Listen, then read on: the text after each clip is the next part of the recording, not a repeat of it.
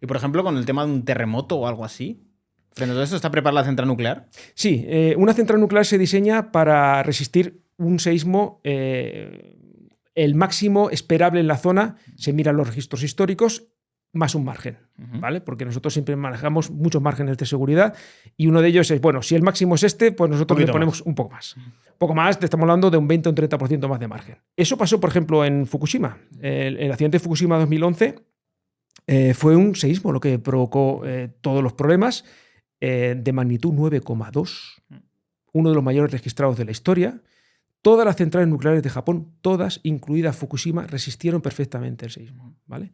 Luego vino el tsunami y causó las consecuencias posteriores, que si quieres también no tengo problema en hablar, pero el seísmo lo resistió perfectamente, ¿no? Eso te da una idea de cómo están de preparadas las centrales nucleares para resistir seísmos. O sea, está contemplado en el diseño y además tenemos un procedimiento para que en caso de seísmo, ¿qué es lo que hay que hacer, ¿no? Y por ejemplo, con la parte del tsunami, ¿eso me contabas? Sí, el tsunami fue que la central estaba preparada para tsunamis de hasta 6 metros y el tsunami que vino fue de 11 o 12 metros y lo que hizo fue sobrepasar esa barrera, inundó los generadores diésel de emergencia, eso que te he comentado antes, y entonces dejaron de producir electricidad para refrigerar los reactores. La red eléctrica de Japón había caído porque esa no es sísmica, entonces no había resistido. Con lo cual los reactores se recalentaron, empezaron a fundirse el combustible, fusión no de fusión nuclear, sino de fundirse, de derretirse, y bueno, se produjeron los 3 accidentes nucleares. Los 3 reactores nucleares se fundieron, los tres núcleos, ¿no? Fukushima 1, 2 y 3 hubo fusión de núcleo, con emisiones radiactivas al exterior, con trabajadores que sabían lo que tenían que hacer. Yo solo tengo muy claro porque tienen la misma formación que tenemos nosotros, llevaban sus dosímetros. Se sabe la dosis que recibieron todos los trabajadores durante todo el tiempo que duró el accidente y las consecuencias del accidente. Y además se sabe que no hay científicamente demostrable, no se puede demostrar ni una sola muerte debido a la radiactividad. O sea, hubo dos trabajadores que se ahogaron por el tsunami, pero por las emisiones radiactivas no es compatible la dosis que recibieron los trabajadores con ninguna muerte que se haya producido. ¿Cómo se gestiona el tema de la radioactividad? Porque imagino que puede haber pequeñas fugas y demás. ¿Cómo lo gestionáis? Las pequeñas fugas, lo que hay que interpretar es que no haya ninguna fuga, ¿no? Y trabajamos para que no haya ningún tipo de fuga. Lo primero que tenemos es que el circuito que refrigera el reactor es un circuito cerrado, ¿vale? Es un circuito que el agua, el mismo agua que se calienta, cede calor en otro lugar para luego producir vapor y mover una turbina, pero vuelve otra vez al reactor y vuelve a calentarse otra vez, ¿no? Entonces, ese circuito cerrado además está dentro de un edificio que se llama edificio de contención, que ese sería realmente el símbolo de las centrales nucleares. Cuando se habla de las torres de refrigeración que hablábamos antes, bueno, pues no. Una central nuclear se identifica más respecto a otro tipo de central porque tenemos ese edificio de contención. Es un edificio cilíndrico con forma de cúpula, que lo habrás visto en algunas imágenes alguna vez, ¿no?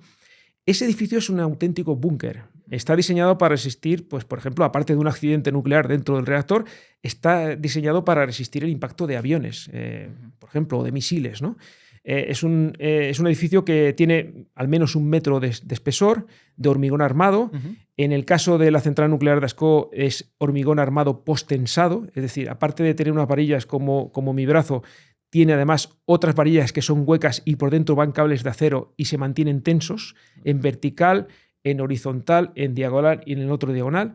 Y entonces, si ves imágenes de alguna central nuclear como la de Ascó y vieras imágenes del edificio de contención, verías como unos puntos, como unas costuras, y esas costuras son los tendones. Está postensado y además se va manteniendo tenso y está bañado en aceite para que en caso de recibir un impacto sea todavía más rígido, ¿no?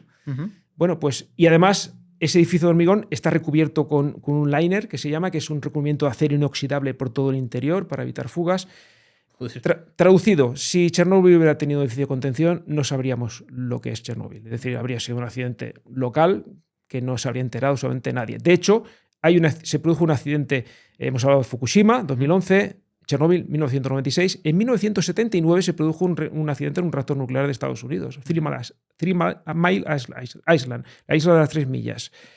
Se fundió el núcleo y no hubo emisiones radiactivas al exterior. ¿Por qué? Porque tenían un edificio de contención como tenemos nosotros. Y respecto a esto, por ejemplo, para que la gente entienda qué pasó en Chernóbil, que fuera distinto de lo que es esto. El edificio de contención en sí solo.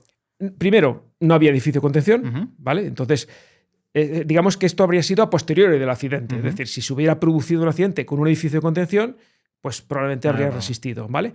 Pero ¿qué es lo que pasó? Aparte, eso sería, digamos, a posteriori, pero a priori, ¿qué es lo que pasó? El origen de todo esto es que Chernóbil era un reactor muy nuevo. O sea, contrario a lo que pueda parecer, Chernóbil, la unidad 4, la que tuvo el accidente, tenía 2 años. Llevaba 2 años en operación, empezó a operar en el 84 y esto fue en el 86. Pero el problema es que su tecnología no era de los años 80, ni siquiera de los años 70, era una tecnología de los años 50. Ese diseño estaba preparado específicamente para producir plutonio para hacer bombas atómicas, no para producir electricidad. Producir electricidad era un subproducto de la central. La central estaba diseñada para producir plutonio para armamento.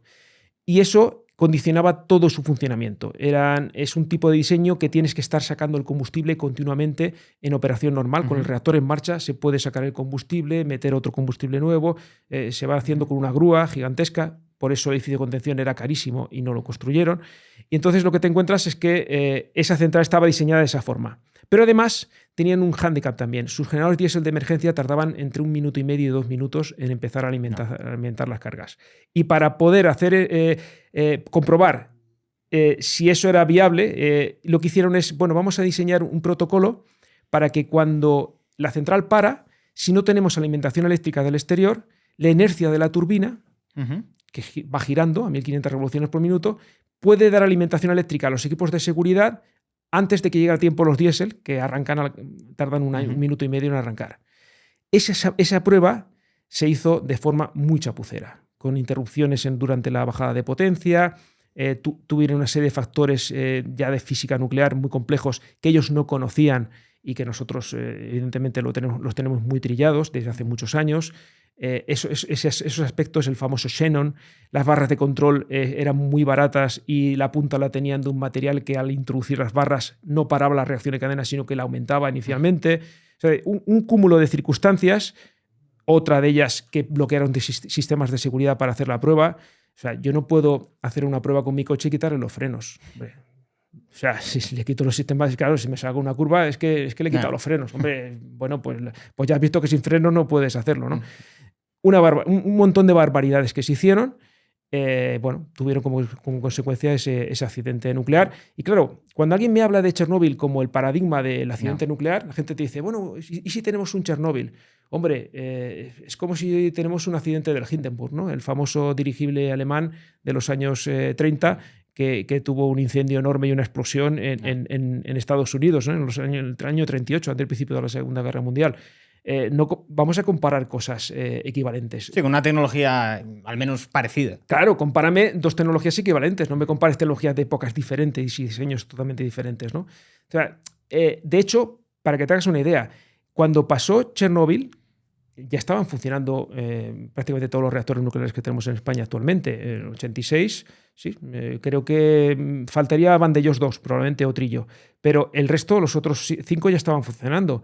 No se incorporó ningún sistema adicional de seguridad por ese accidente. O sea, no aprendimos nada de seguridad nuclear, de cómo se gestiona un reactor nuclear ante un accidente con ese accidente. Sin embargo, con el de Estados Unidos, que fue en el año 79, sí que hubo lecciones que se aprendieron, sí que se añadieron instrumentaciones adicionales y que ASCO las tiene gracias a que en ese accidente se vio que eso no era suficiente y se incorporaron. En Chernóbil no aprendimos nada. Lo que se aprendió es, por ejemplo, que hay que evacuar a la gente cuando hay un accidente, que eso lo aprendieron en Fukushima, pero no en cuanto a hacer frente al accidente.